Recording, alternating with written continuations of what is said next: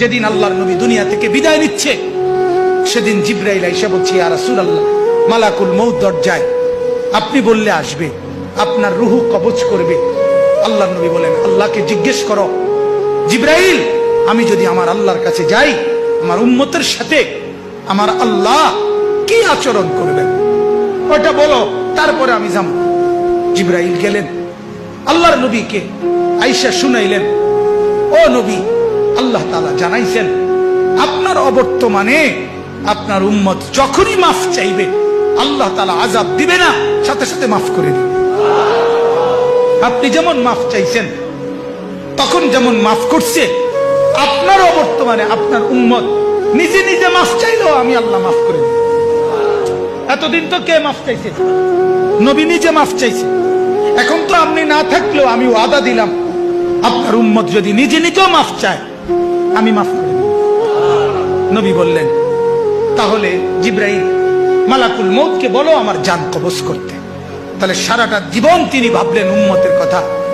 আজ যখন তিনি দুনিয়া থেকে বিদায় নিচ্ছেন, তখনও ভাবছেন কার কথা? নবীজি সাল্লাল্লাহু আলাইহি সাল্লাম যখন ইসরাফিল সিংহা ফু দিবে, দ্বিতীয় ফু, সবাইকে যখন হাসরের ময়দানে উঠানো হবে, তখন প্রথম উঠানো হবে আমাদের নবীকে। হাদিসে আছে, 4 ফেরেশতা জিবরাইল, মিকাইল, ইসরাফিল, আজরাইল আসবেন নবীজির রওজা মুবারকে। এসে সবার পক্ষ থেকে জিবরাইল ডাক দিবে, ইয়া রাসূলুল্লাহ, হাসরের ময়দানে যাওয়ার জন্য আপনি কবর থেকে ওঠেন।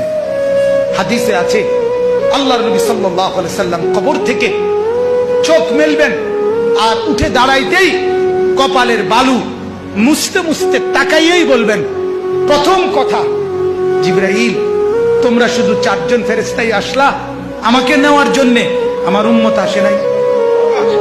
আমার উম্মত কোথায়? আমার উম্মতের হালাত কি? আমার উম্মত কি আমার বর্তমানে জাহান্নামে চলে গেল নাকি? জিবরাইল তখন বলবেন, হায় ইয়া রাসূলুল্লাহ, আজও ভুললেন না, আজও ভুললেন না, আজও সেই উম্মত উম্মত।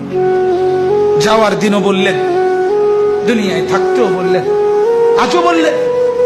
আপনার উম্মতের এখনো উঠেই নাই, এখনো তো কবর থেকে কেউ তুলে নাই, আপনাকে তুলেই বাকিদেরকে উঠানো হবে।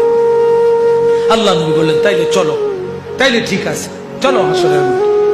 হাসরের মাঠে যাবেন সমস্ত নবী, আদম থেকে ঈসা এবং উনাদের উম্মত কিয়ামত পর্যন্ত। আমি সংক্ষেপে বলতেছি, সমস্ত নবীর উম্মত, নবীরা শুধু এক কথা বলবেন হাসরের ময়দানে, ইয়া রব্বি নাফসি।